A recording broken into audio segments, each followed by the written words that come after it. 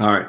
You want to transmit 7,800 watts of power over 5.2 ohm power lines. What voltage would you need to use to waste only 6.3 watts? Ooh, this is all mixed up now.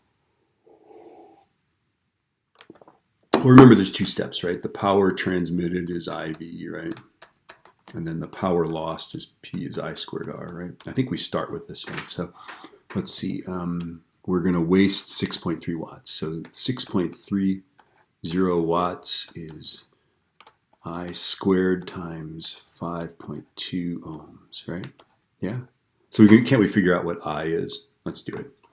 I feel like it's 6.3 divided by 5.2 is I squared, and then if I square root that, I get the current. So I get the current is, that we're using is 1.100699 amps. Okay.